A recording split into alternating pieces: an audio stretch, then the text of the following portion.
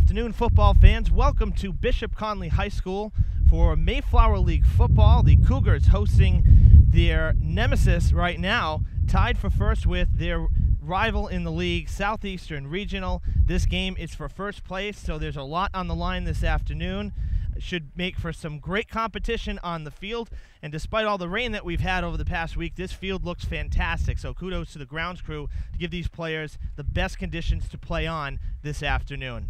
See the captains at midfield meeting, getting ready for the coin toss. For the home team, we have number 52, that's Trevor Reese, number 60, Drew Keys, and number 59 is also out there, that's Adam Deliker. So two captains for Connolly, and Deliker out there as well. For the visiting Southeastern Hawks, we can see number 55 out there. That's Thomas Merrick. Number 17, Ryan Tibbetts. We saw number 5 as well. I'm sorry, number 15, that's Max Marrero. And number 21, Carlton Richard.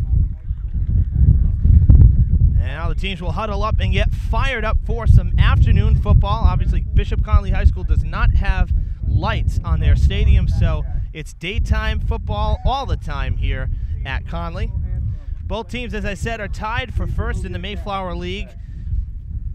3-0 records in league play. Connolly has just one more game on the schedule before tournament play. Southeastern has 2 on the schedule. So there is an opportunity, but that is a non-league game. I have the schedules right in front of me here, so we'll run it down. Bishop Connolly has one league game left. They will play at Diamond, right across the Rotary here, just about a mile away next week. Whereas Southeastern will head to Blue Hills, which is always a great matchup. And then they'll play South Shore, which is a non-league game. That's actually their Thanksgiving Day game, so my bad there on the schedule. So, yes, one more game scheduled right now before tournament play. So this game means a lot. Getting ready to kick off. Connolly will kick off left to right to Southeastern, and that ball is going to stay in bounds. And now there's a flag. The official saying that it went out of bounds. I'm not sure I'm buying that call right off the start here. We will see. See if he used the flag to mark the ball or if that is actually out of bounds. I don't think it went out of bounds. It stopped right on the line. But obviously it is a penalty if the ball goes out of bounds on the kickoff. So we'll see what the official call is. It is a windy but mild 70 degrees here on the second weekend in October.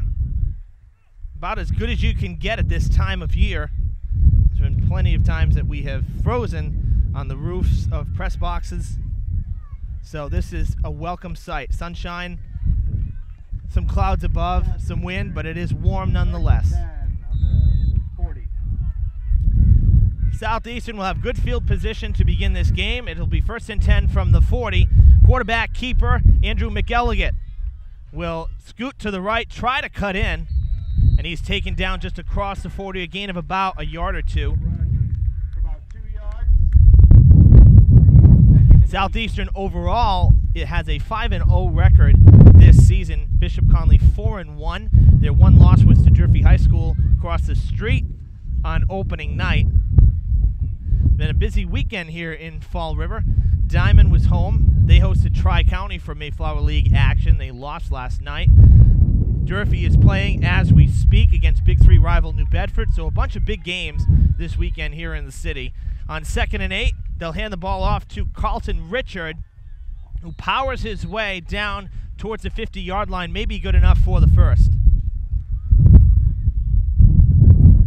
That rush good for a first down.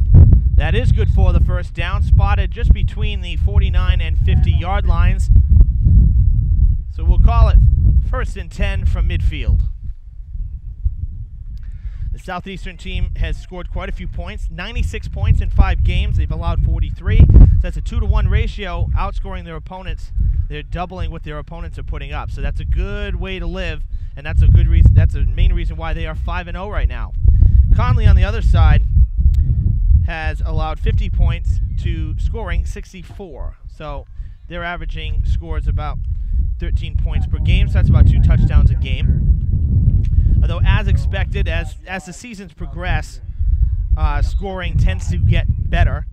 And Connolly in weeks 3 and 4 put up 20 and 21 points. Last week, on a wet and rainy day, they faced Bristol Plymouth, and they blanked them 7-0, but conditions were tough. It was pouring last weekend here in the city.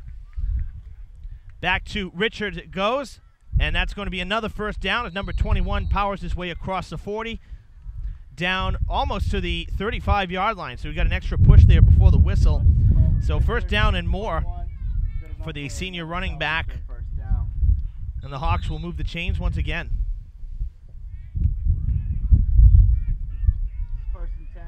And we expect the wind to be a bit of a factor this afternoon, and particularly with kicking and passing, because it's definitely gusty up here. The stadium higher than the rest of the terrain here at the high school, so lots of wind. They hand it off to Richard again, and he'll take it across the 35 for a pickup of about 5 yards. Coaches for both sides: for Bishop Connolly, head coach Justin Kogler, former Durfee standout, assisted by coach Ronald Bear Gagnon, Brian Bishop, Michael McMahon, Mike Quinn, Jason Gracia, Jason Springer, and Kevin Whalen. Now we have a timeout on the field before 2nd and 3. For Southeastern, head coach is Dan Tripp. He's also the athletic director over in Easton, assisted by Jeff Bonning, Adam Canizaro, Paul Connors, DJ Feely, Jeff Feely, Dave Lamontagne, DJ Martinez, Don Miller, Kevin Merrick, Jeff Smith, and Chad Wunschel. So a large group of coaches across the way for the 5-0 Hawks. We also see for Bishop Connolly Steve Winarski, another former Durfee coach, longtime Durfee coach. Steve Winarski on the sidelines here at Bishop Connolly as well. Hawks break the huddle, head to the line.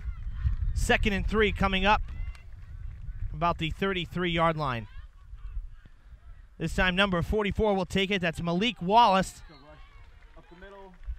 And we'll see if he even got some positive yardage on that. Wallace had a touchdown last week at Diamond. Southeastern's 20-14 victory. It was a 1-yard rush from in the second quarter. So no gain on the play. Stopped at the line was Wallace. It'll be 3rd and 3.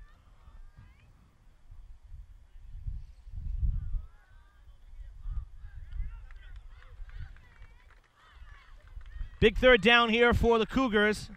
Hawks getting into Cougars territory. They'll hand it off to number 22, it appears.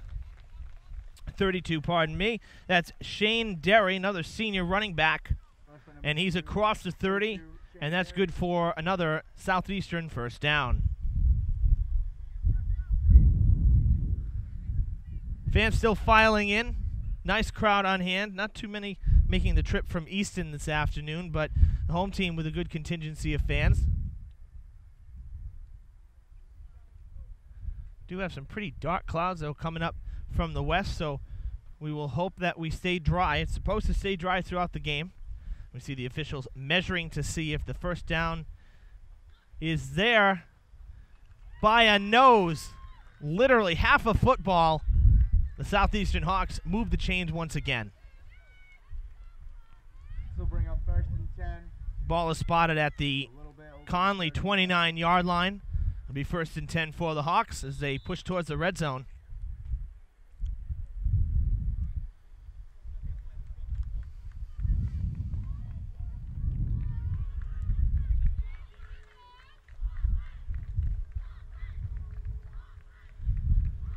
Little reverse. They get it to Richard in the end, and he's cutting across the far side of the field. Good for a first down. We have a flag flying at the 15-yard line. That was a nice play there. A little bit of trickery by the offense.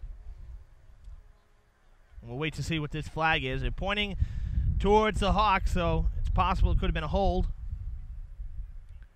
We'll wait for the official call as the referees will huddle up and make sure they get it right.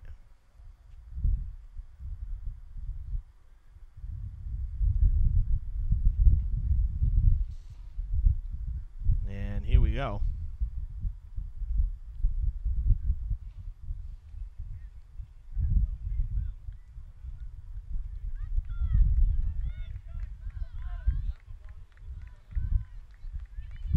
Personal foul, face mask on the offense. That's going to hurt you every time, and that'll be half the distance to the goal. That moves the Hawks into the red zone, first and goal from the 10-yard line. So 10 to go before the score. First down to Southeastern. And now we'll fire the clock back up. 6 minutes to play in the first quarter.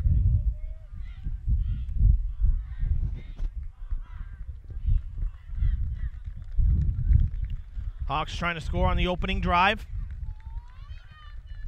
They have Malik Wallace in the backfield along with Shane Derry. And it is Derry with the ball. Can't break the plane, but he gains about 8 or 9 yards. This is going to be very close to the goal line when they spot the ball.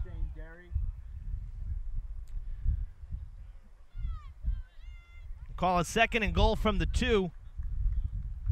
Nice carry by Derry, though. Met with a lot of pressure, a wall of Cougars, but he kept getting the push from his linesman. Gave him a couple extra yards. It's that extra surge that can make or break you when you're a running back, and having that extra power in your legs and the extra power coming from behind to push you along is always crucial to get those extra yards. So second and goal now from the 2. They hand it off to Richard. Richard cuts in, and he is in for the touchdown.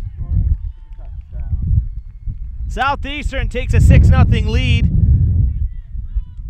using 4 minutes and 43 seconds of game time here in the first. They'll use about half of the quarter to march down the field. That's a good drive. Turns out to be a 60-yard drive in the end. They'll spot the ball, and they're going to go for 2. Saw this last week over at Diamond because Southeastern was here at Diamond last week, so back-to-back weekends down in Fall River for the Hawks, and they did not elect to kick on any point afters. They decided to go for 2 every time, and they were successful once. 1 for 3 last week. We'll see how they do this week.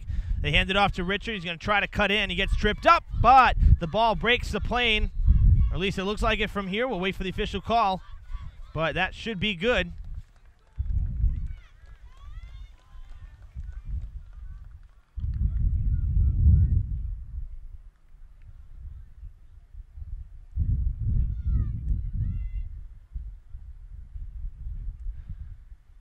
So waiting the call, none of the officials have actually said that there was 2-point conversion or not. Official scorekeeper has not changed it from a 6, so for now we're going to say that that 2-point conversion was no good. Hawks lead is 6-0. Cougars will go on offense. 2-point conversion. So the Hawks just 1 for 4 in their last 4 2-point conversion attempts, going back to last week. And it has clouded over here in a hurry.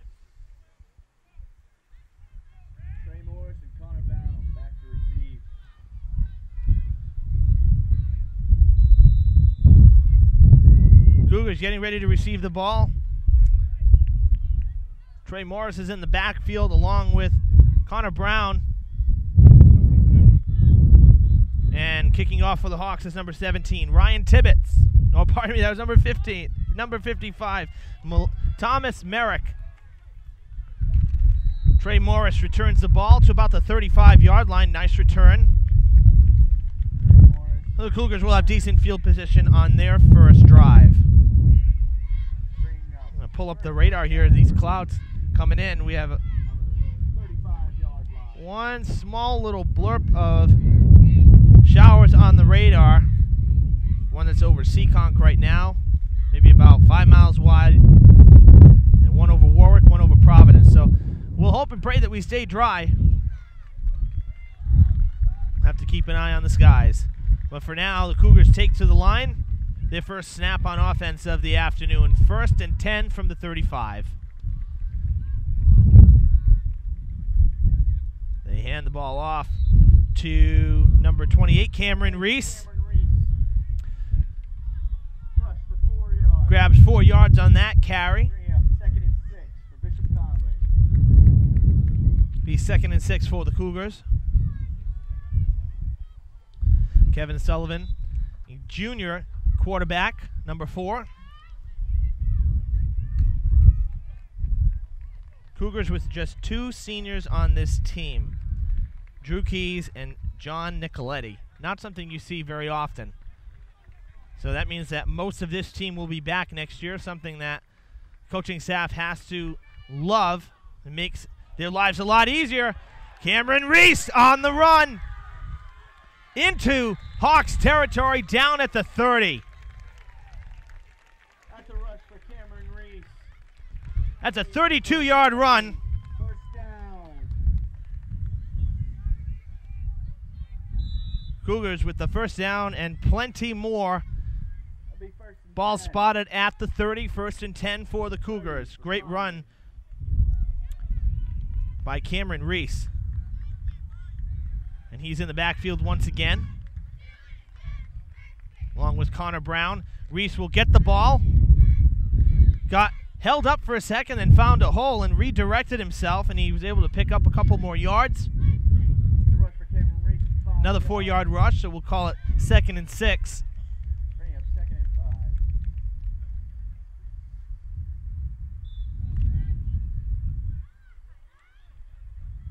Ball actually at the 25, so gained an extra yard from what I saw. So 2nd and 5 for the Cougars. Direct snap to Reese, and he is into the red zone, down at about the 10. 15-yard pickup. Cougars looking to answer the Hawks.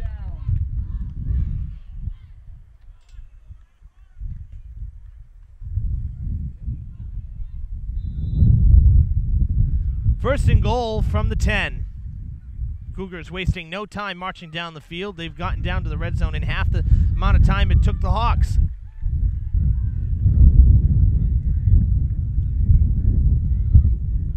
This time they hand it off to, that was not Reese, that might have been Brown.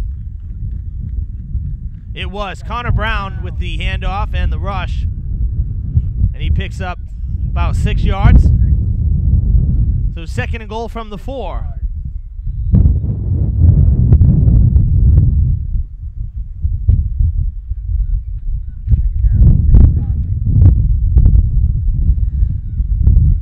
On 2nd and goal. Oh, stopped at the line. Hawks were ready for that run. Connor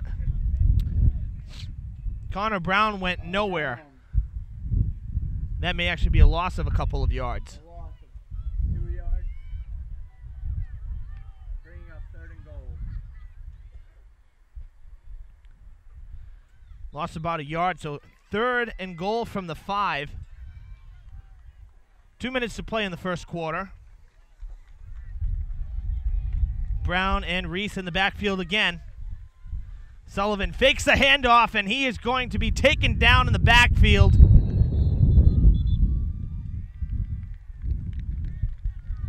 Hawks defense stepping up big time in the red zone. And we got an injury on the field, and that's Cameron Reese. No gain. Bring up 4th and goal. Not a good sign. But he does get up on his own power. We'll see if he returns. A lot of times on these hard hits, sometimes you have the wind knocked out of you. It's not really an injury. It's just can't do anything with yourself. So he'll walk off on his own power. It's going to be 4th and goal from, again, about the 5-yard line. Sullivan coming out. You don't see the Cougars pass very much. We'll see if they try to switch it up on 4th down, because the Hawks have been all over the run in the last 2 snaps. So they'll bring in number 6, Jay McClure, to replace Cameron Reese. And now we have a timeout on the field, taken by Bishop Connolly. Timeout on the field by Bishop Connolly. So a minute 13 to play in the first quarter. The visiting Hawks lead at 6-0. Cougars hoping to find the end zone on fourth down. It's definitely four down territory, because if you give up the ball, the Hawks are all the way down at the 5, so they'd have 95 yards to go just to score. So 4 down territory for sure in this battle for first place in the Mayflower League. Evan Massoud with the call here on Fred TV Channel 9.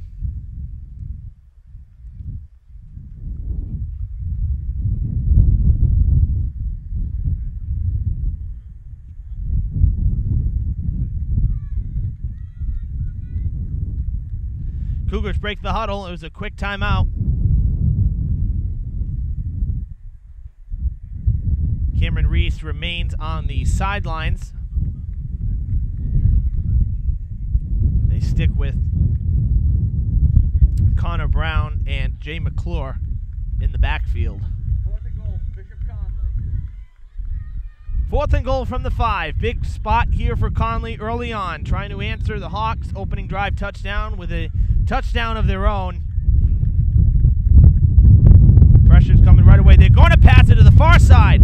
Pass is complete for the score. Cougars answer the bell. Cougars tie it up 6-6 on the 5-yard pass to Jason Nera.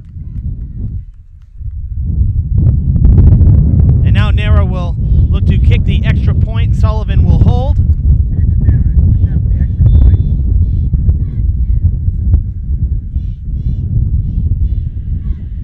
Here's a snap. The ball is down. Kick is up. The wind is pushing it, and it's no good. That strong easterly wind pushed the ball to the left of the upright, so we'll remain tied here with 1:06 on the scoreboard.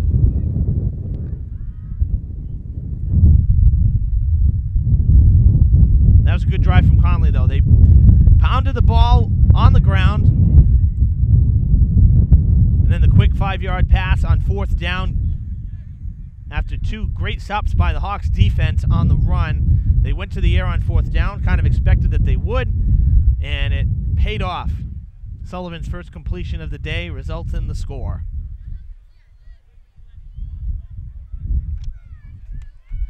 Nera's had a good year kicking the ball. In fact, something you don't normally see, field goals in high school. Not something you see all the time, but Cougars won on a last-second field goal against West Bridgewater in Week 2, their opening day game here, and that's going to go, it does not go out of bounds. Caught by number 59 of the receiving team, that's Anthony Fiorillo. Start on their own 40-yard line, 1st and 10. So the Hawks will have good field position again, almost at midfield.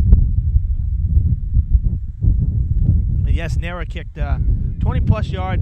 It's about a 25-yarder, as it turned out to be, against West Bridgewater with the clock expiring on Week 2.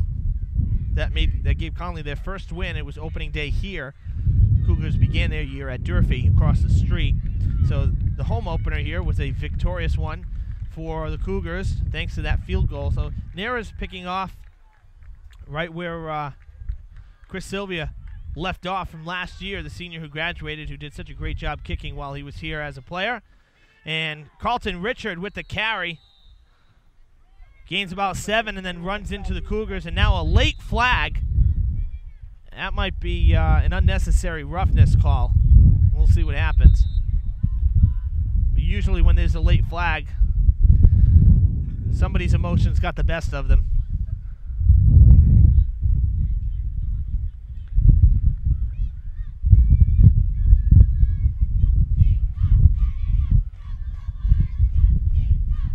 And it is a personal foul on the defense. So Cougars, their second personal foul of the day.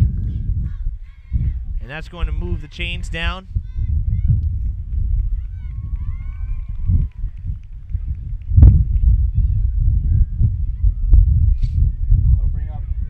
So it's a 10-yard penalty. 38-yard line. And that hurts. Moves the Hawks into Cougars territory.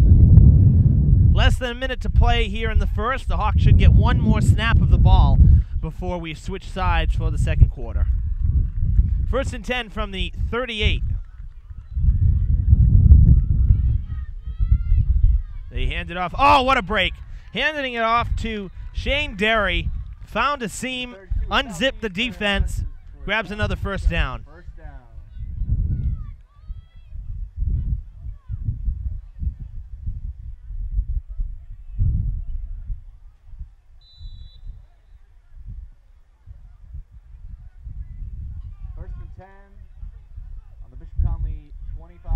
This Cougars football program has improved over the last 3 years tenfold.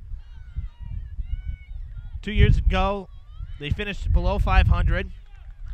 5-6 was their record. Last year, they had 7 wins, setting a school record. This year, 4-1. Another reverse. They get it to Carlton. And, Chayton Nera can't bring him down.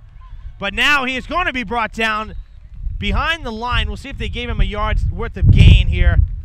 Stop by Bishop Connolly. Great read by the defense on the reverse. As the Hawks pulled that one off. Fantastic in the first quarter. On their first drive, I should say. It'll be 2nd and 10 when we return.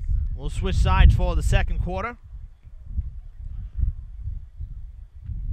But yeah, last year the Cougars set a school record for wins in a season in a football program that is not too old. It's only been around for a couple decades. Not as long as, say, a Durfee or a New Bedford. This football program's still fairly young, but this year with the 4-1 record and the way that they've played, they've been pretty solid. They got a good chance to break that once again.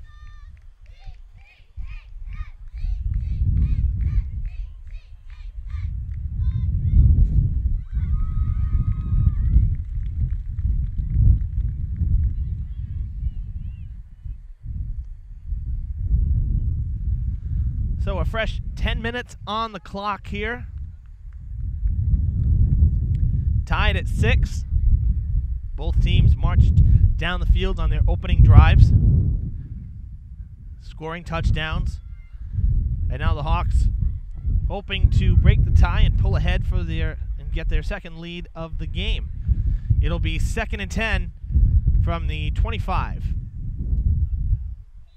2nd and 10 for Southeastern on the Bishop Connolly 25-yard line. Hawks break the huddle.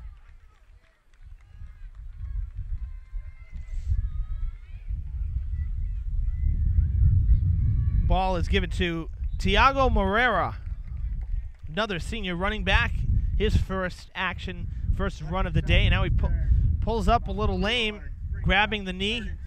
Bit of a limp, so he might have gone down awkwardly. He's definitely favoring that left side.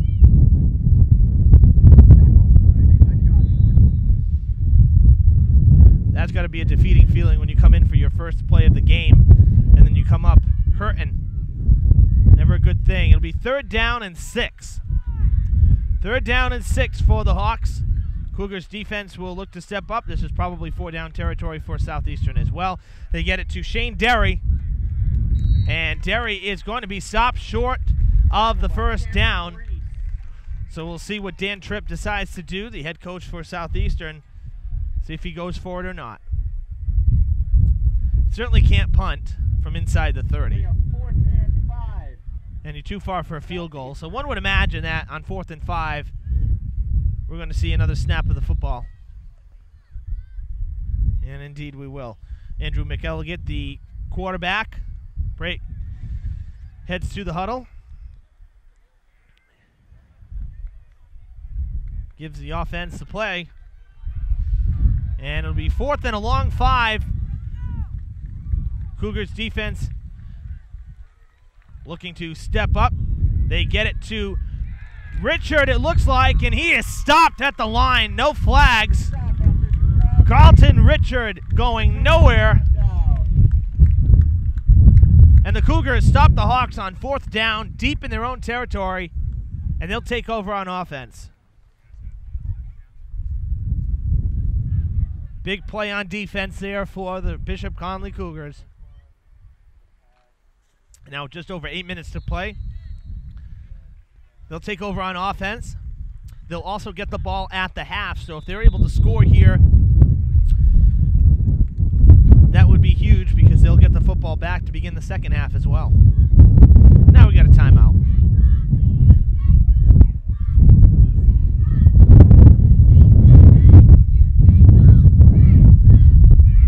And the wind picks up again. I'm sure you can hear it.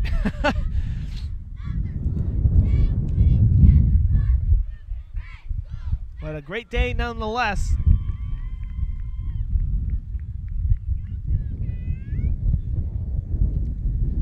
Connolly now taking over. 1st and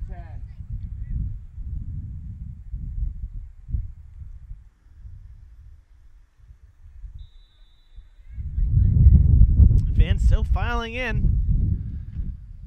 Bleachers getting fuller and fuller with each passing moment. As usual, the home team with a nice group of fans, students, parents, faculty.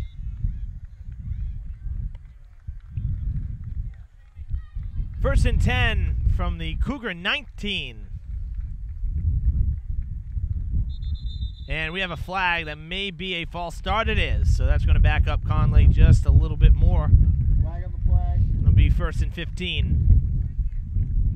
Now, one thing about Connolly, it is a small school, and the entire school really gets behind the athletics, especially over the last few years. We've seen it more than ever because of the success of this athletic program. You know, capped off by nothing else in the boys basketball team 2 years ago winning the state title. Kind of put Bishop Connolly back on the map, but the whole athletic program in itself has been quite solid. AD Cesar Gonzalez doing a great job his second year as AD. Pushed by number 24, Connor Brown. But not only the students, but the families. It's a very family-oriented school, so always see a great and diverse group of people coming out for the sporting events. The gain of about 2 yards, bringing up. Cougars grabbed about 2 yards on that run. It's 2nd and long. About 12, 13 yards to go before the first, so they got some work to do. On 2nd down, we see wide receivers on the near side right. That's number 2, Chayton Nera, and Trey Morris, number 3. Sullivan looking to pass. Nobody there. They're going to go deep down the field. They have Morris. He can't get there. Incomplete pass intended to Trey Morris. And there's a flag. Actually, you know, I'm seeing that right in front. Obviously, the retaliation aspect of it is what the officials saw. Number 32, Shane Derry, kicking Trey Morris, but pushing Trey Morris rather, but that's after Trey Morris gave Derry a bit of a kick as well in the back, and the officials didn't see that. We saw it.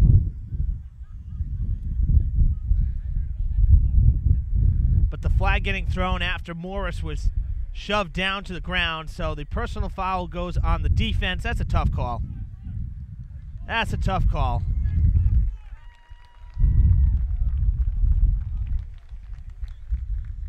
Officials hearing it from the Southeastern side, and for good reason.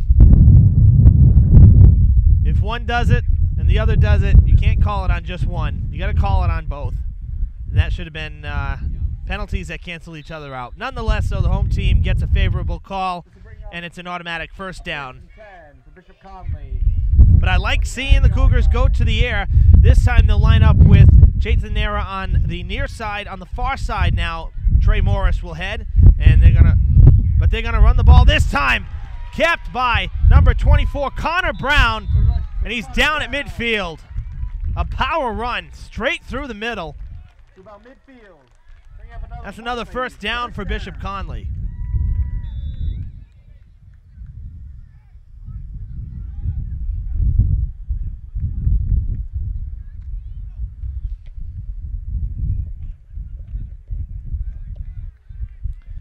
Just shy of the 50. It'll be 1st and 10 from about the, I guess you can say the 49.5 yard line. Is there such a thing? Ball is snapped. Sullivan faked the handoff, kept it himself, and then tripped up.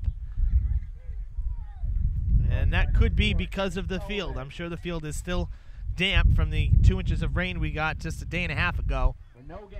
So no gain. Sullivan gets back to the line of scrimmage before he fell down, so it'll be 2nd and 10.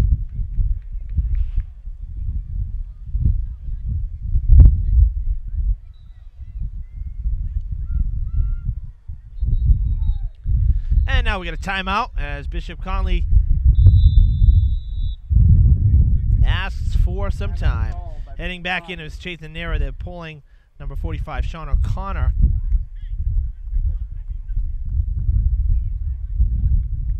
Wanted to make that switch, so they had to call a quick 20-second timeout to stop the clock and avoid the play clock violation. So that's why the timeout was called. It was to make that substitution and rethink the play on offense.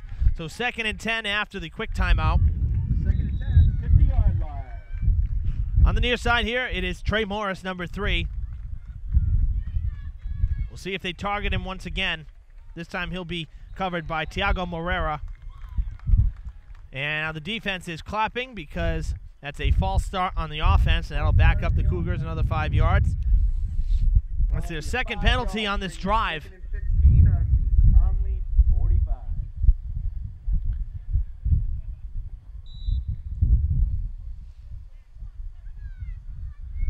So a repeat 2nd down. It never actually happened. The false start drew the flag, so 2nd and 15 after the 5-yard penalty. And they switch it up. Now we have Trey Morris, number 3, and Chathan Nera, number 2 on this side. So very similar to the play that drew the personal foul earlier. They're going to pass it to Morris, and it bounces on the ground, an incomplete pass. It was a low pass, and I'm sure with the wind that didn't help. Knocked it right down. So an incomplete pass, and it's going to bring up 3rd and long from the 45. And this is unfortunately not 4-down territory. We'll see what the Cougars decide to do here on the 3rd down.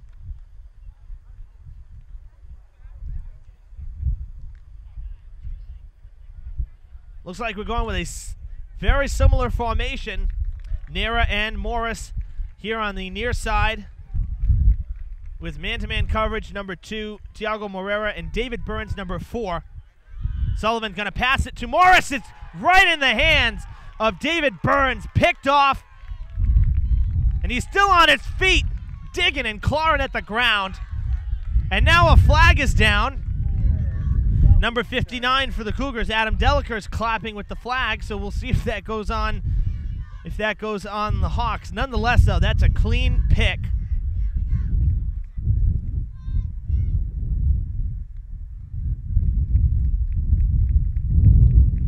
Illegal block on the Hawks. But nonetheless, they will keep the ball. Flag against Southeastern.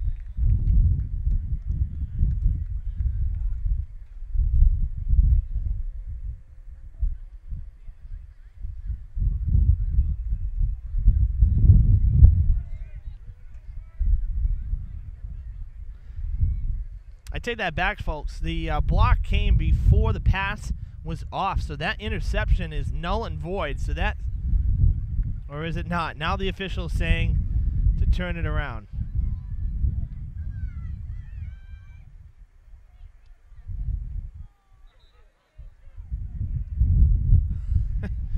We have volunteers who run the chains here, so everybody learning as they go. That's why we have a bit of a pause, trying to get things reset. The block came after the interception, so I stand corrected. The initial call was right.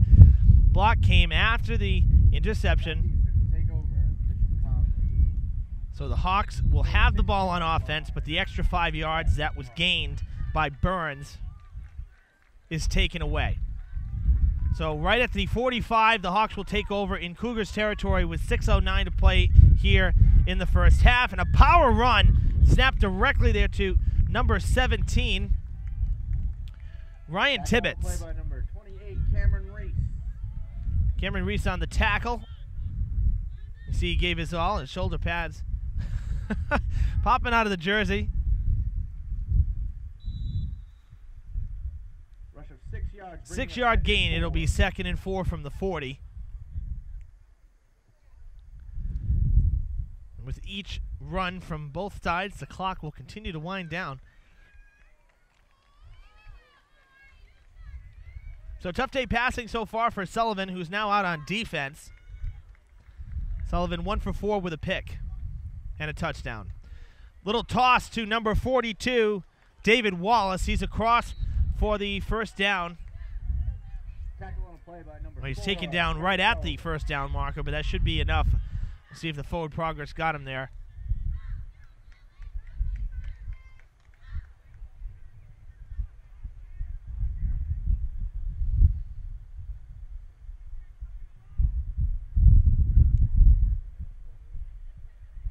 And it is not enough for a first down. We'll see if they measure.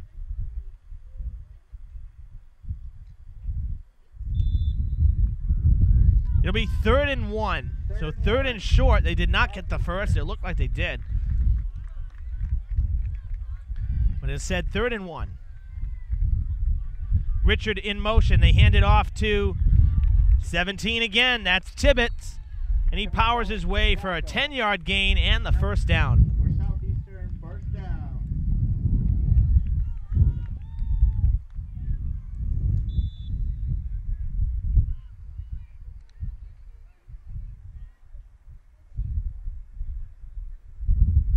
So we'll move the chains. And now we're coming up on 4 minutes to play. 27 for Southeastern. Ball is spotted at the Cougar 27-yard line. It'll be 1st and 10 for the Hawks.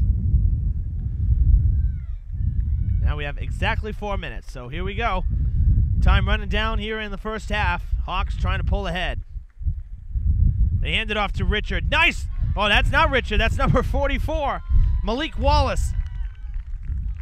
Wallace and Richard are about the same height, so they look about the same out there when they're dashing up the field. And that's another first down. Good run for Wallace. It's going to be 1st and goal from the 10. Just inside the 10, actually. The ball spotted just inside the line, so a little less than 10 yards to go before the touchdown. Southeastern looking to get into that end zone before the half.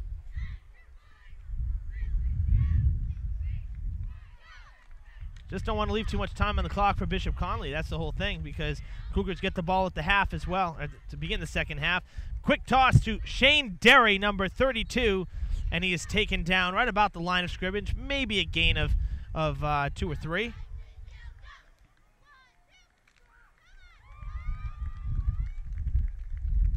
Looks to be about a 2-yard gain, so we'll say 2nd and goal from the 7. 2nd and goal from the 7 coming up.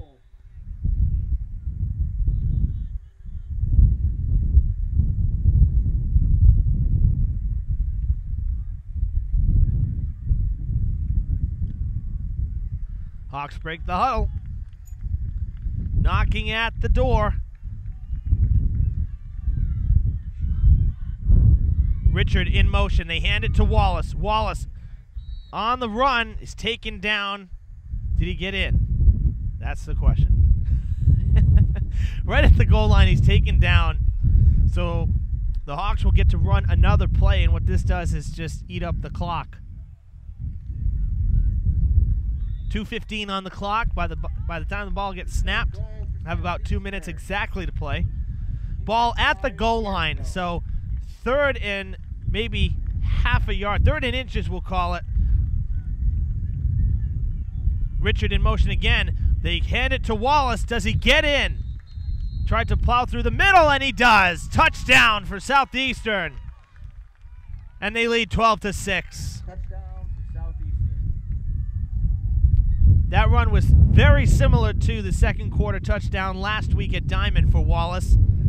It was a 1-yard run that evening, and now today a 1-yard run in the second quarter against Bishop Connolly. That's his specialty. And now the Hawks will go for 2 and try to make it 14-6.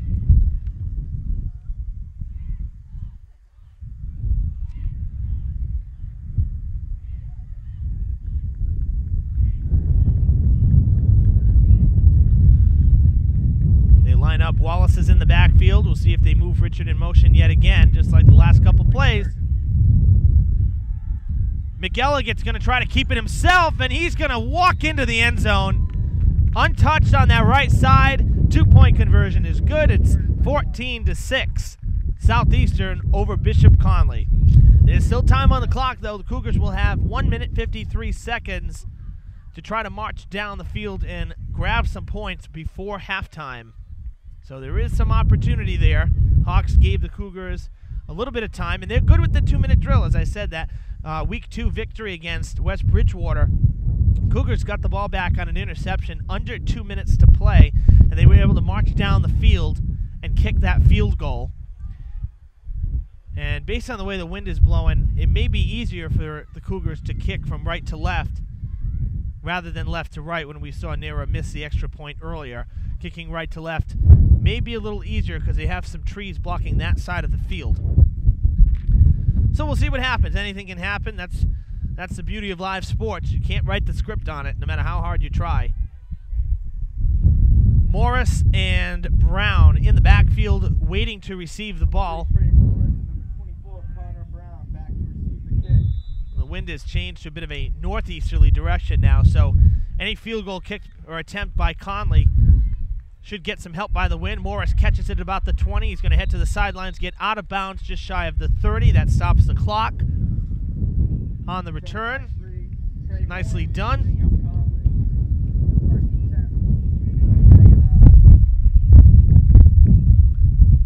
So the Cougars will have a 70-yard field to work with.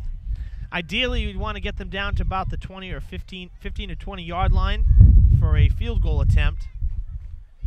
So that's about 50 yards to drive on the long end, 55 if you want to shorten it a bit. So 1:49 on the clock. Cougars do have some timeouts to burn. Nera on the near side here. Looks like Morris on the far side. Sullivan fakes the handoff, will keep it himself. He'll plow up the middle. He's tackled at the 37-yard line.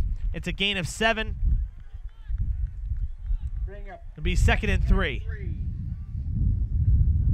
But the clock will continue to wind down.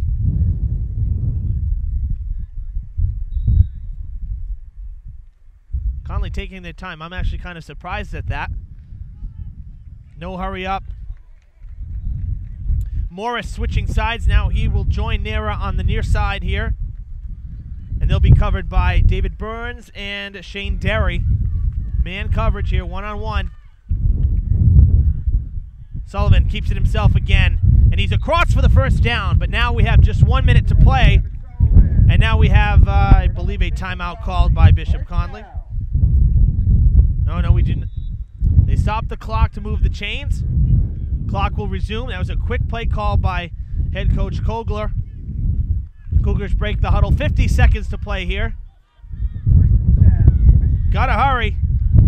Time is not on your side. Sullivan hands it off to number 24. Connor Brown tried to get the pass to Trey Morris, but it was thrown low and short. But the incomplete pass stops the clock, though, at 38 seconds, so that's a good thing for Bishop Connolly. Brings up 2nd and 10 from the 42.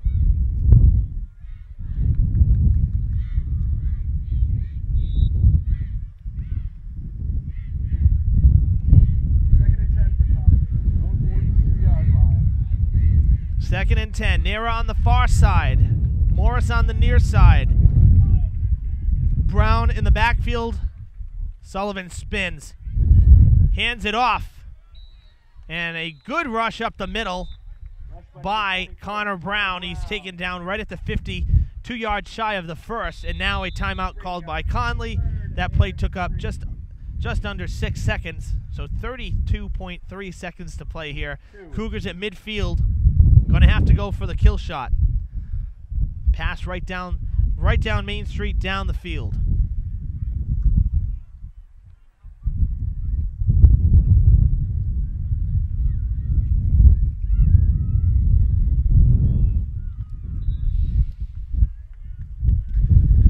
Third and short. Right at midfield, Cougars will snap it from the 50. Just over 30 seconds to play. Sullivan fakes the handoff. He's going to take it himself, and he will get across for the first down, but he can't get out of bounds. Rush by number 4. Can't get out of bounds. Going to try to get the play very quickly while the time has stopped to move the chains. Cougars ready to rock. The time is running again now. The clock is running again. Cougars at the line. 20 seconds to play in the first half. Sullivan looking to pass. Pressure's coming. They get the pass off to number 28, Cameron Reese. Not enough for the first down. With exactly 6 seconds to play in the first half, Cougars burn their final timeout here.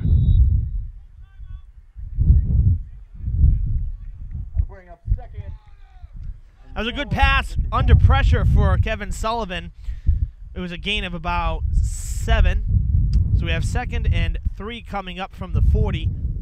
But still a lot of real estate to go with just 6 seconds. So one would expect that the Cougars will try to go for that Hail Mary. And try the long pass down the field. We'll see how the Hawks defend. One would think as well that their secondary will be just a few steps back from where they've been playing to defend against a long pass, a deep pass. I think you'll see that now. Number 32, that's Shane Derry. Almost about 10 yards back from where the snap will be. David Burns, number 4, also a few steps back. Now he's heading towards the line. 2nd and 3 for Bishop Connolly. Also number 7, that's the quarterback, Andrew McElligott. So 3 back for the defense. Trying to add some extra coverage on what should be a pass attempt here. Going to go to the sidelines, and it's overthrown too far to the right. But it only burned 3 seconds, so 2.9 on the clock on 3rd down. The Cougars will get one last chance before halftime. Again, the consolation prize is that they get the ball to begin the second half. So they'll have the ball coming back, and they will have the opportunity to tie it before Southeastern gets the ball back.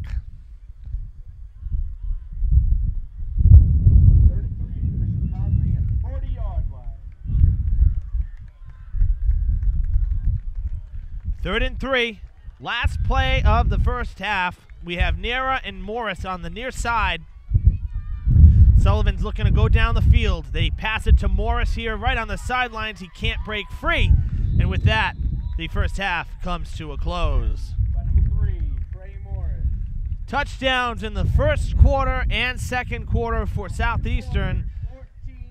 Has them up 14-6 over Bishop Connolly at the end of the first half. We have a 15-minute halftime. We will be right back with the third quarter after this.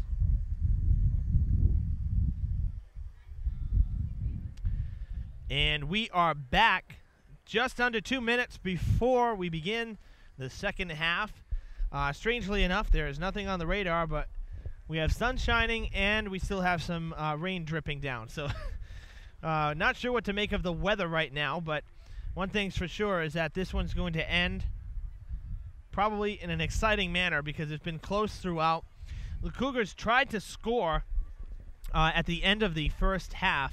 They just ran out of time, but they do get the ball here to begin the second half. They trail 14-6. Southeastern is 5-0 on the year, trying to remain perfect. The Cougars have one loss. That loss is was against Durfee on opening night. But in the league, these two teams are square, tied at the top of the Mayflower League standings at 3-0. So this is a big game. Whoever walks out of here will have sole possession of first place with one game left in league play this year. So a lot on the line.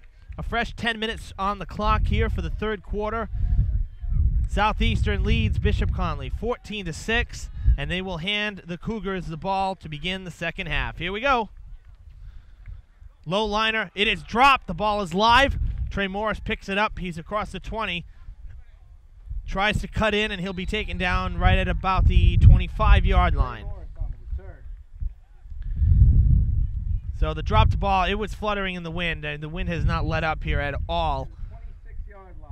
Bring up 1st and 10. Other league scores, we mentioned Diamond played last night against Tri-County. They lost 28-6, and they remain winless on the season. Across the street, Durfee is in the middle of a battle of their own against Brockton. We don't have an official score yet, but I can tell you that Durfee is trailing right now. I don't have an official score. When I get one, we will give you an update there. Now, every week on Fall River Government TV, our sister station, Channel 18, we air Common Thread News, Fall River's only news show. It's a weekly half-hour program. It airs Sunday nights at 7:30, anchored by John Corey and yours truly here, the sports anchor for Common Thread News, and you'll be able to see highlights of all 3 football games from this weekend on Common Thread News this Sunday night.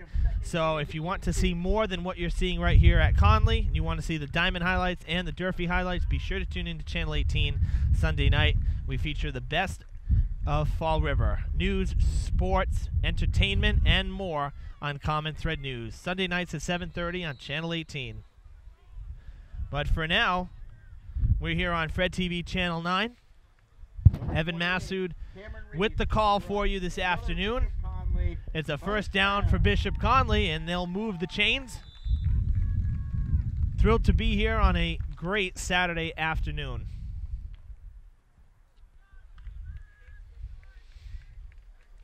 One thing's for sure is that these two teams at the top of the standings, we should see them in the state tournament, which will get going in just 2 weeks. Hard to believe. It seems like the season and the year just started, but already almost playoff time as we cross the halfway point here in October, and we get closer and closer to November. Playoff time and Thanksgiving Day football. I'll bring up 2nd. Cougars will be home this year on Thanksgiving. They'll face their rival Pope John Paul II. They have not won their last 2 tries against the Lions from Hyannis.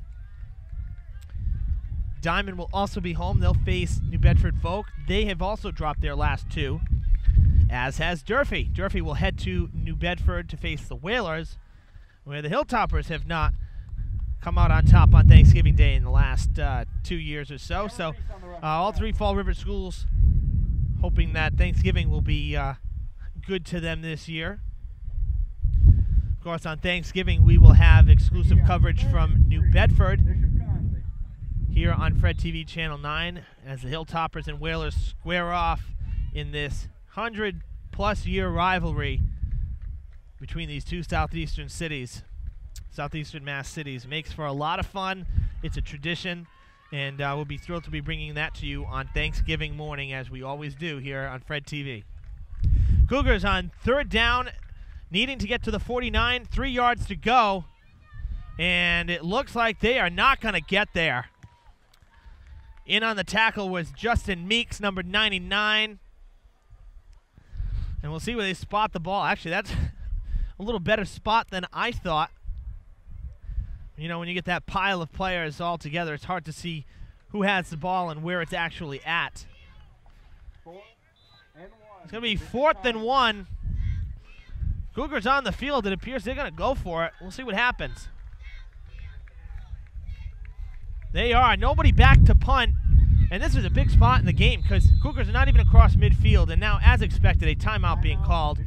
I think the Cougars coaching staff just wanted to see what Southeastern was going to do and how their defense lined up.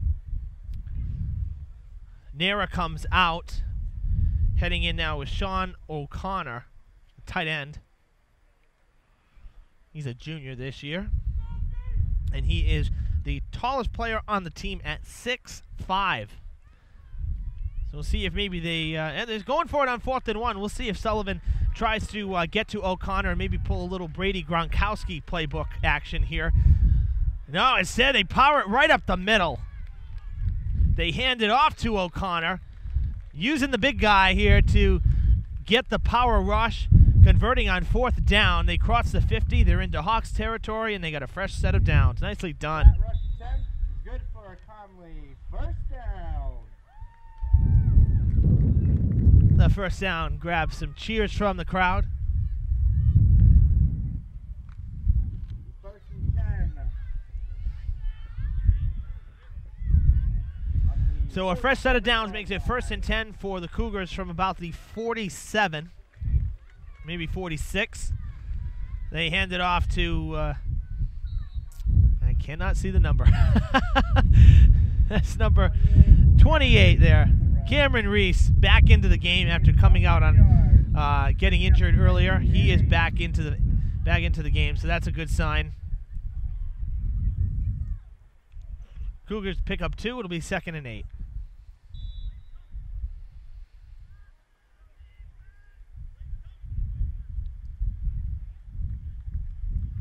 So hard to see the numbers when you're on the sides and they're directly in front of you and you're looking at profiles of the players. We got to invest in maybe a drone or something with a nice GoPro. You can hover over the field. That would be sweet. Give you a Hawkeye's view of what's going on the field. They'll hand it off once again. This time it appeared to be Connor Brown, number 24. Rushed by number 24, Connor Brown. So Brown gets a few more yards, but the Cougars still need 5 for the first. 3rd and 5 coming up from the 41.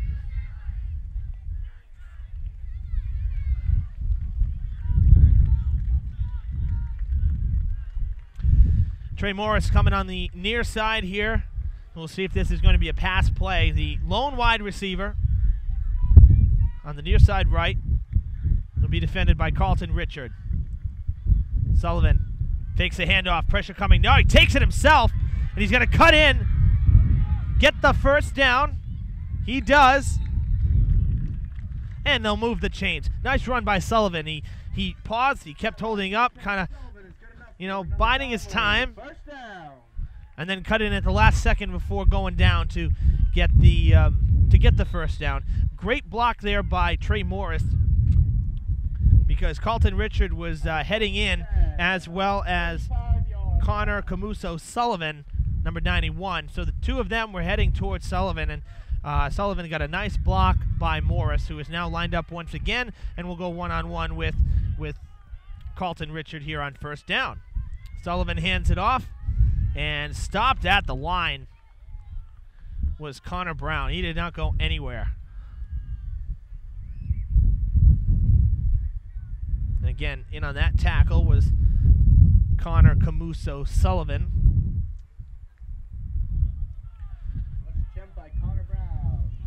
So a gain of maybe a yard based on the spot. So we'll say 2nd and a long 9.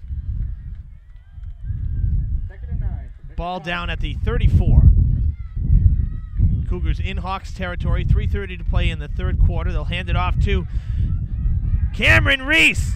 Breaks free, still on its feet, down in the red zone, taken down inside the 10. A power run for the Connolly sophomore, and the Cougars are poised to find the end zone. Nice run from Reese. It'll be 1st and goal from the 9.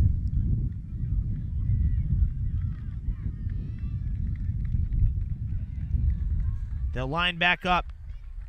Trey Morris, the lone receiver on the far side left. They hand it off to Reese, and Reese is in for the score. 9-yard run into the end zone. Connolly trails now 14-12.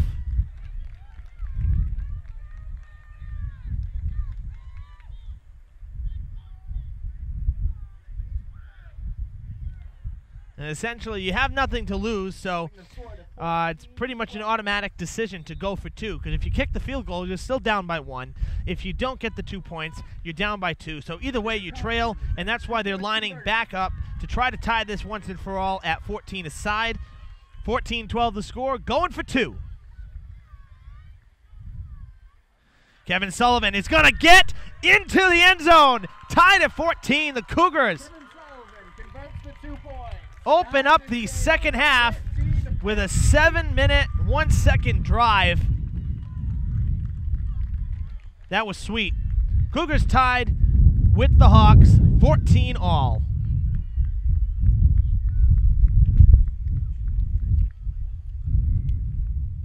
And with that, the Cougars have surpassed their average points scored total on the season. Coming in, they were scoring about 13 a game. And that's largely in part because last week they only scored 7, the 1 touchdown in their shutout victory.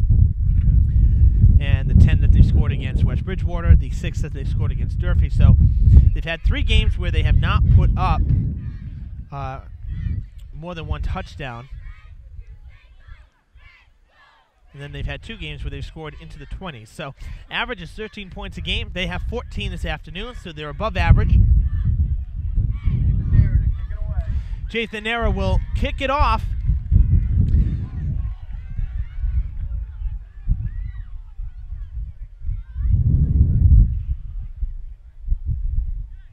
Kickoffs have not been great this afternoon. Nera averaging just about 20 yards. So we'll see if he can get it airborne this time and send it down the field a little better than what we've seen. Now again, going to the near side, and it's almost like they're trying for an onside kick type of situation, a little floater, and then hoping that the defense can get there, or the kicking team can get back his teammates to try to get the ball. But again, a short kick, only 20 yards. And it'll be at the 40-yard line, actually the 41. So they got it inside the 40. And again, the Hawks will have great field position as they begin their first drive here of the second half. With just 2:59 to play in the third quarter, this third quarter's gone by in a flash. Cougars controlled the ball for the first 7 minutes. Time of possession is definitely favoring Bishop Connolly right now after that drive. And a little power run up the chute. Picks up about 4. Rush for 4 yards. And that'll bring up a 2nd and 6. Bringing up 2nd and 6 on the 45-yard line.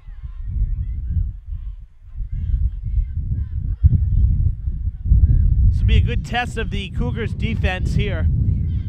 They got the stop on 4th down earlier in the game. That was actually at the end of the second quarter. And that was the first stop they made on the day. So we'll see how they do here as the Hawks take back to the field, see if any adjustments were made at halftime. Carlton Richard in motion. Instead, they hand it off to Shane Derry. Gains maybe a yard and a half, and it'll be 3rd and 4, maybe 3rd and 3. We'll see where they spot this one. It's going to be 3rd and 5. 3rd and 5. Southeastern.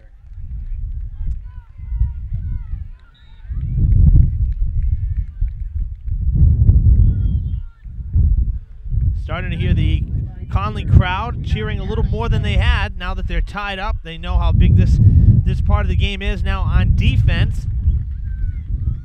Cougars trying to stop the Hawks on 3rd down and force a 3 and out. 3rd and 5 from the 46-yard line.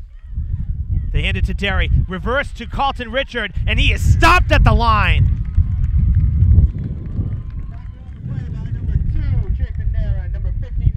Jathan Nera on the tackle. Helped out by Adam Deliker. No gain on the play, 4th and 5.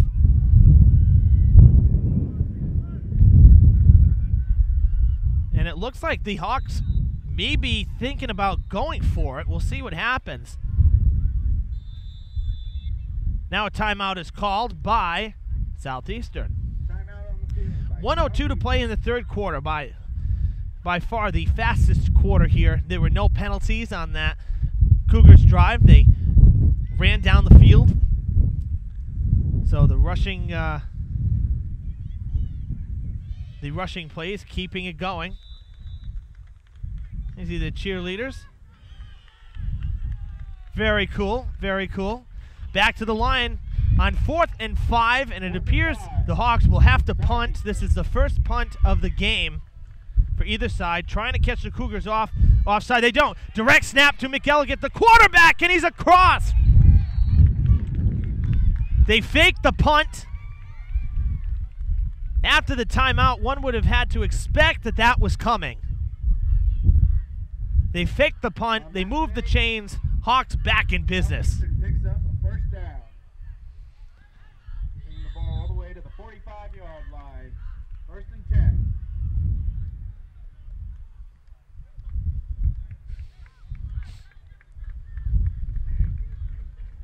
So now the Hawks into Cougars territory at the 45. 30 seconds to play in the third quarter.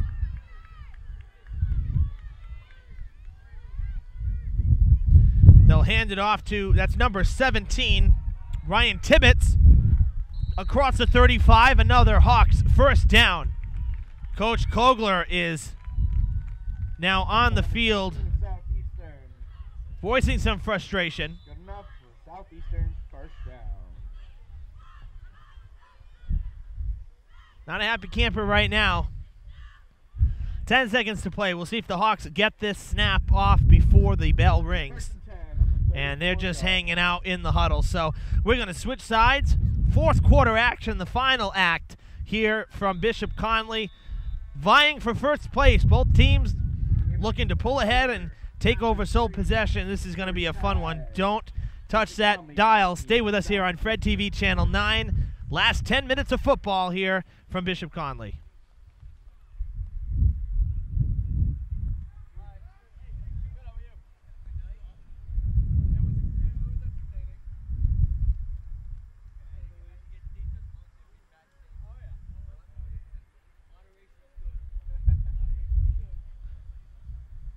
So while we have the pause here between quarters, let's take a look at the road ahead. Bishop Connolly will stay in the city for what is, theoretically in everybody's mind a home game, even though they are going to be playing on visiting on another team's turf. The Diamond Bengals, about a mile away, will host Bishop Connolly next week. So, in essence, a home game for both teams. And that'll be the final league game, and actually turns out to be the final game in general on the schedule of the first 7 here for Bishop Connolly next week before tournament play begins.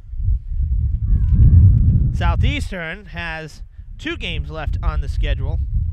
I'm sorry, I made that mistake earlier. 1 game, and that's next week at Blue Hills for Mayflower League action. So both schools finishing the year with league play. Southeastern will visit Blue Hills because they began the year with 4 straight home games, and now we'll finish the year, or the first schedule, with 3 straight road games. So they were at Diamond last week. They won 20-14. Tied right now here at Bishop Connolly at 14 aside, and then they'll head to Blue Hills next week for their final game of the regular season before tournament play.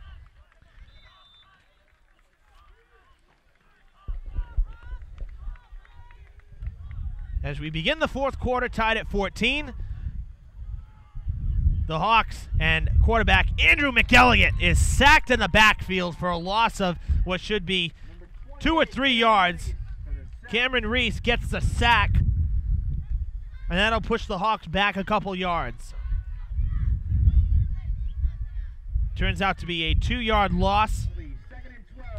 2nd and 12 for the Southeastern Hawks. Backed up to the 36-yard line. It's a big spot for the defense here. The home team trying to get the ball back with this game still tied. McElligott hands it off to Malik Wallace, who's off to the races. Down to the 10, to the 5. Does he get in? No. Stopped just short of the touchdown, but talk about a power run. Put it into turbo high gear and said, see you later. It'll be 1st and goal from inside the 5, just like that. The tables have turned on this drive.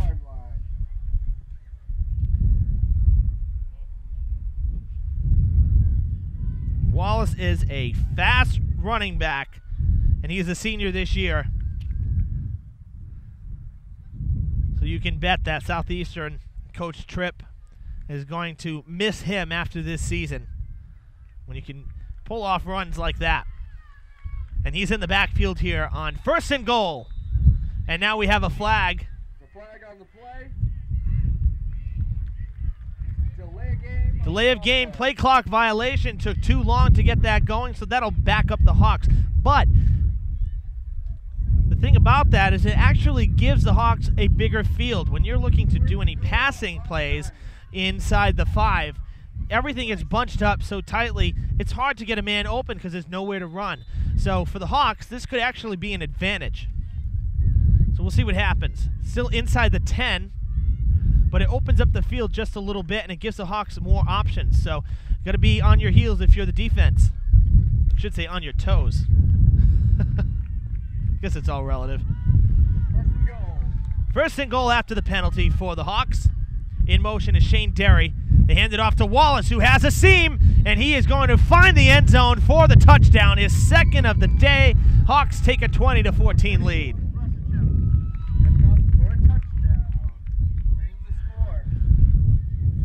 Why fix what isn't broken? They went right back to Wallace, and they grabbed the score.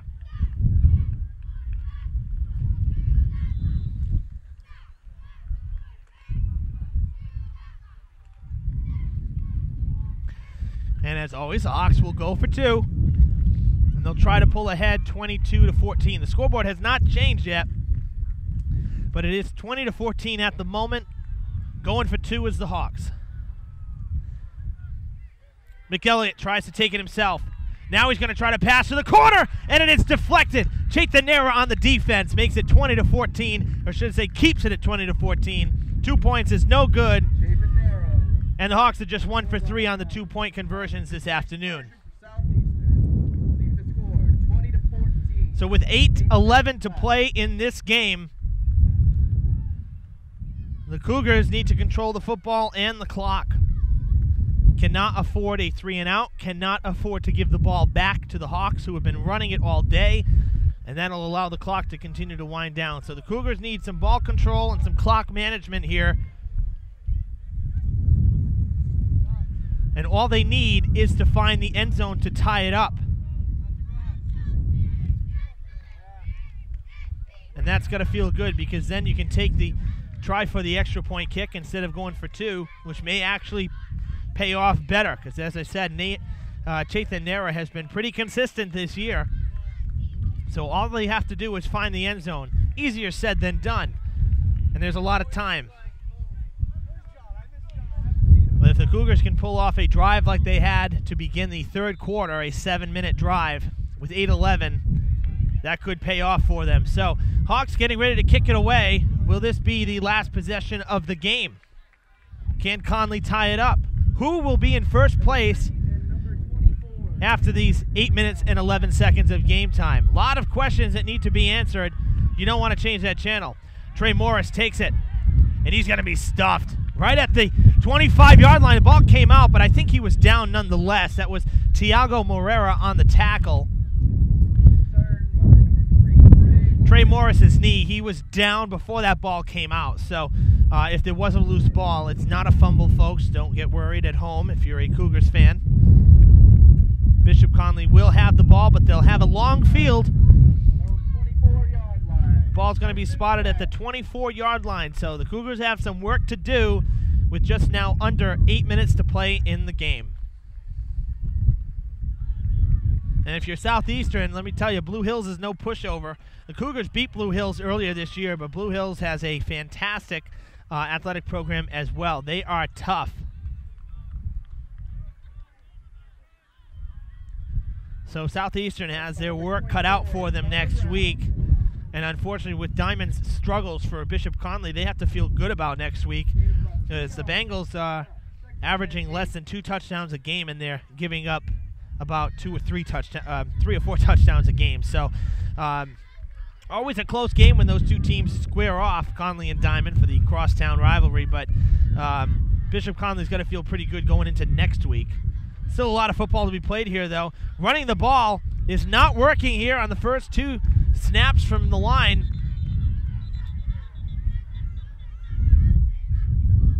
Whistles were blowing. Players still going at it. It's going to be 3rd and long for Bishop Connolly. This is a big spot for the Cougars. The clock continues to wind down. 7 minutes to play. 3rd and 5. So we're halfway to the Cougars are halfway to the first down marker, but 5 yards can look like a mile.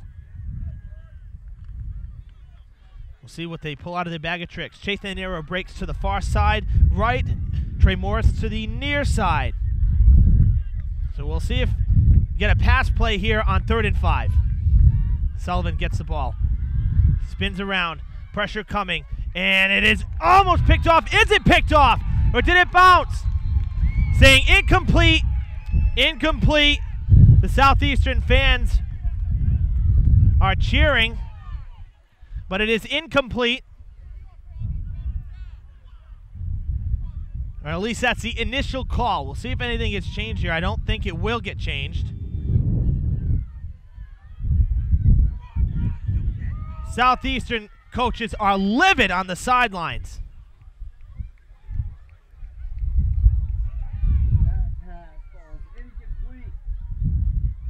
And now on 4th down, the Cougars are going to have to punt away. And now a timeout has been called. Southeastern Hawks are looking to regroup. Be interesting to see if Bishop Connolly decides to fake the punt. We saw the Hawks do that. And that was on their last scoring drive. So we'll see what Bishop Connolly decides to do here if the Cougars try to pull a trick out of their hat here. We'll see what happens.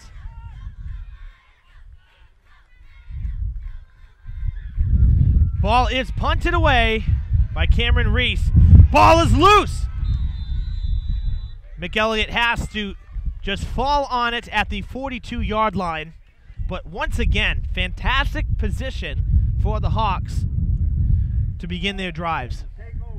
With 6:11 to play in the game, Cougars defense needs their biggest stop of this afternoon.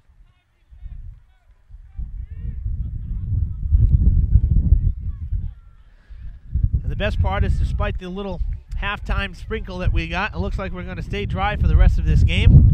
So no issues with the weather other than the wind.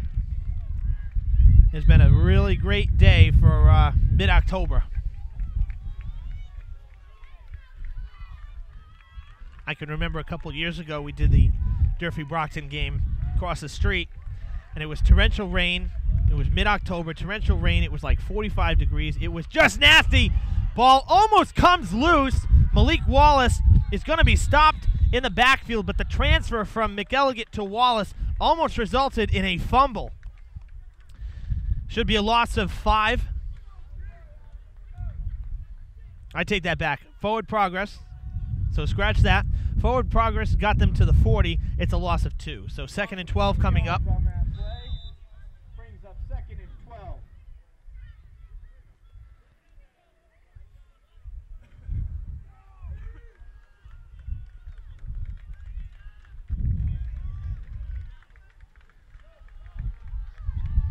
Second and 12, Hawks taking as much time as they can between plays, allowing the clock to continue to wind down.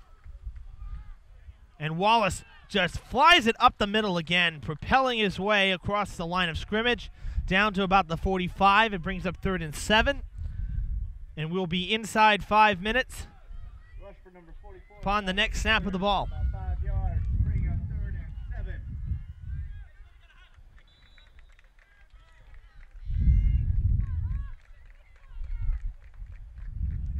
So we're halfway through the 4th quarter. 3rd and 7. And for the Cougars defense, this is going to be a real test. This is their biggest spot in the game by far. Trailing by 6. Hawks have the ball. And a first down here would be detrimental. Going to pass on 3rd down. And McElligott is sacked in the backfield. Cameron Reese says, I don't think so. Not on my field. And the Hawks are going to punt the ball away. The Cougars get the 3 and out, and they'll have the ball with just under 4 minutes to play. How about that? Quick and very long. Southeastern.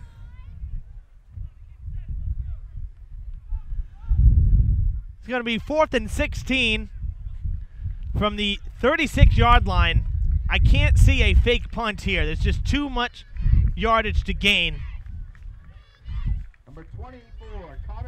Connor Brown back to receive the ball from Thomas Merrick. His first punt of the day, a little knuckleball floater, and it's going to fall right at the 40, and it will be downed at the 37-yard line. So the Cougars with decent field position, 3:39 on the clock.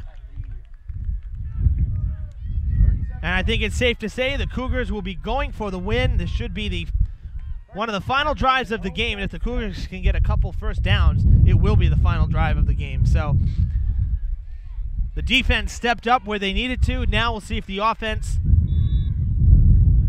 can march the Cougars down the field. They trail by a touchdown. They only need 6, so they got to find the end zone to tie it. Then we'll see what happens with the extra point attempt or their 2-point conversion. Sullivan will hand it off. Oh, stopped behind the line. No, he's not. Sullivan still has it, being dragged down by the collar at the 45 for the first down. And I'll tell you, he did one heck of a job faking that handoff because I certainly bought it. I did not think he still had the ball. What a power run, just refusing to quit. That's a huge start to this drive because now the Cougars are in Hawks territory. Ball just inside the 45 on 1st and 10. Sullivan does hand it off this time. Cameron Reese gets the first down. That rush by Cameron Reese is good enough for another Bishop Connolly. First down. They'll move the chains. The clock is frozen. Now they'll restart it. Exactly 3 minutes to play in the game. 1st and 10 now from the 33-yard line. 1st and 10 for Bishop Connolly on the 33-yard line.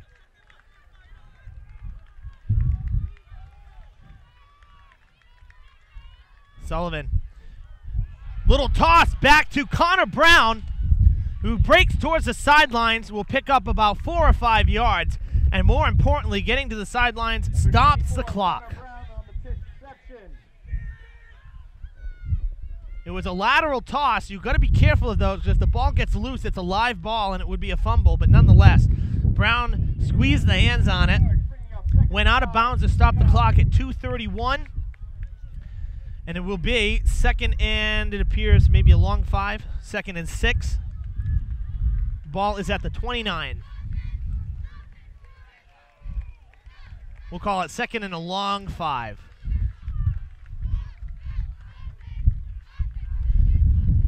Sullivan gives the ball off. Number 6, Jay McClure, his first carry of the game, will move the chains again. The Cougars get a first down and are inside the red zone. The Southeastern fans a little uneasy, quite quiet on the other side of the stadium. To our left. About the 20-yard line.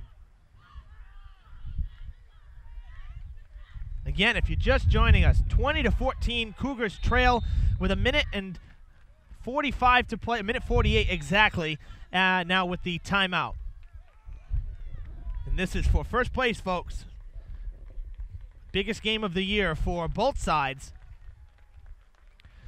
And with the timeout, the clock stops. 1:48.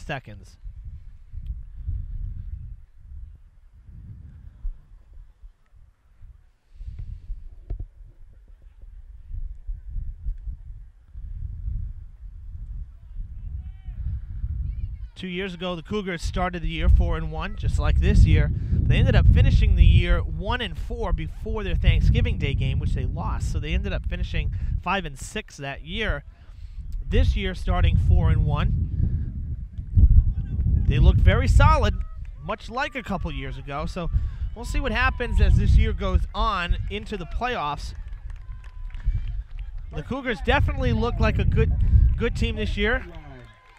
And they certainly look like they could break that 7-win school record that they put up last year. Here we go, 1st and 10 from the 20. From the red zone, the Cougars trying to tie this game up. Sullivan gets trapped. They're going to pass it, and there's the lateral. I just not say that. The Cougars are going to get the ball, but they're going to be back 15 yards. That's the danger in the lateral pass. Covered by Bishop Connolly. It's a live ball. It backs up the Cougars 15 yards. The consolation, I guess, is that the Cougars get to keep it, but now it makes things a heck of a lot harder for the home team. And the clock continues to roll. 1:10 on the clock. Got to get to the line. Now the Southeastern fans have come alive. 60 seconds to play in the game. Sullivan's looking to pass. He will get it to Nera. It's incomplete. That stops the clock. Now 3rd and 25.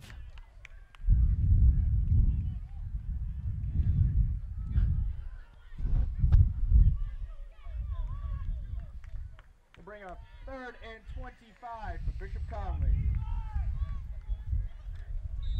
It's 4 down territory. Every set of downs will be 4 downs if necessary. 56.6 seconds to play in the game. Cougars need 6. Sullivan passes to the near side here to Nera. Can he get out of bounds? It looks like he did. That should stop the clock, but now it's only a gain of 5. Cougars need 20 for the first down to keep this game going. Or should I say to keep the drive going. At the 30, the ball is spotted. 4th and 20 for the Cougars on 4th down here. Last chance.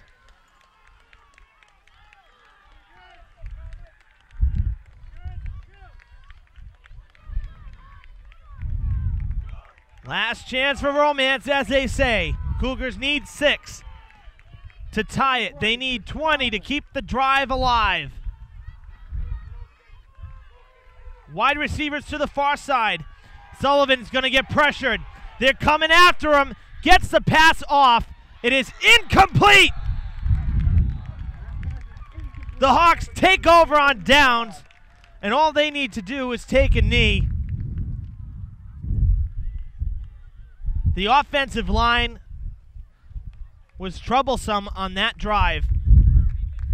The few pass attempts that the Cougars went for, Sullivan had no time at all. The Southeastern Hawks defensive team just getting right in on Sullivan's face.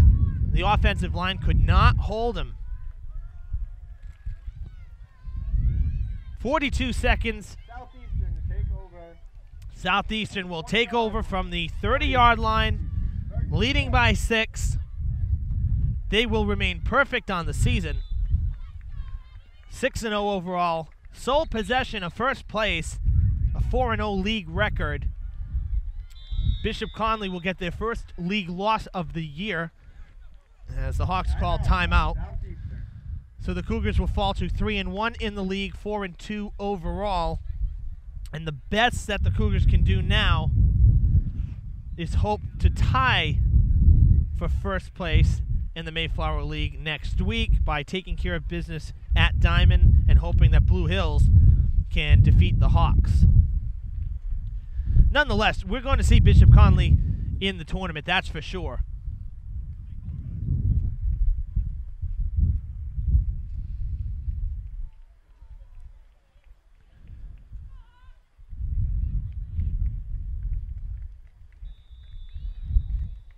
The rest of the Mayflower League not looking too strong this year, so the Cougars should be in the state tournament this year. They missed it by 1 game last year. They should get in this year based on their overall record. 1 league loss coming today, 1 non-league loss. That was the opening night game I mentioned against Durfee. Hawks will run it. That was Carlton Richard. Gained a couple yards.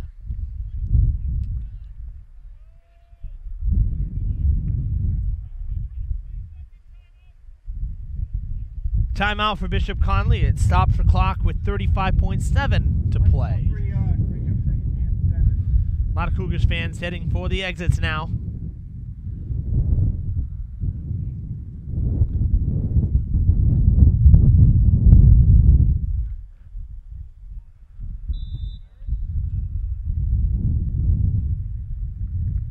This game has moved along, started right at 1 o'clock.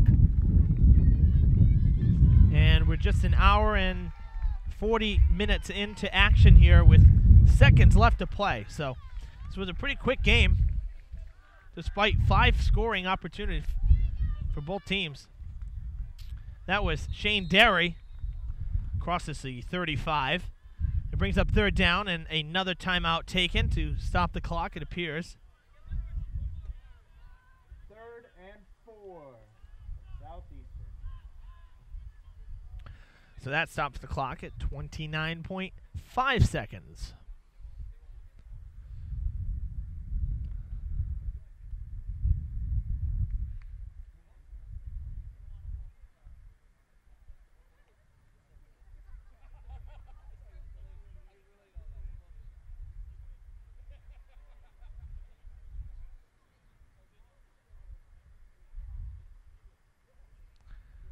So as mentioned, Southeastern will continue their road schedule now. They'll head to Blue Hills on Friday. Cougars will head to Diamond. Bengals looking for their first win of the year. They're 0-6. Cougars hoping to win that game and hoping that Blue Hills will beat Southeastern next week so that it'll force a tie for the Mayflower League crown. 3rd and 4. Malik Wallace is across for the 1st down, and that'll seal the win. Rush by number 44 for Southeastern. Good enough. Move the chains. The clock will finish winding down. Oh, no, I just not say that. Timeout taken by Connolly. They're going to burn every timeout they have. Timeout taken by Mitchell. So now with 19.2 to play, teams will huddle up once again. It'll be 1st and 10 from the 42 for the Southeastern Hawks.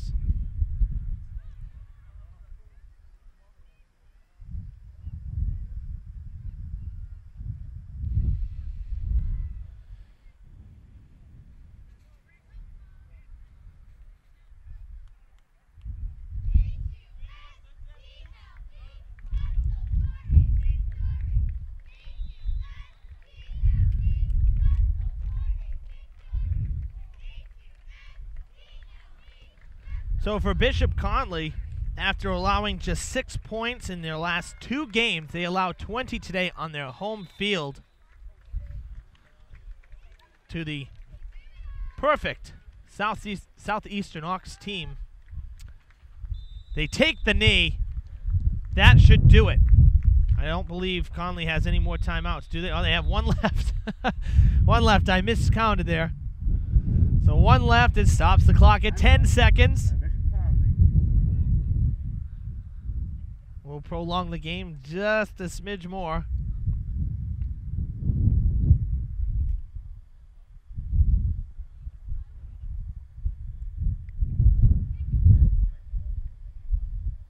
More of a formality than anything, just to stop the clock, play it out to the final bell. That's how you're supposed to do it. You play until the buzzer. But definitely a tough loss for Bishop Connolly. They've been on a roll. They had won 4 in a row. On 2nd down, Hawks will take the knee, it appears, 1 more time in the victory formation. And that will do it. The Hawks come into Connolly, take 1st place, remain perfect on the year. The Cougars fall to 2nd place with a 3-1 league record, 4-2 overall. But an exciting day of football nonetheless.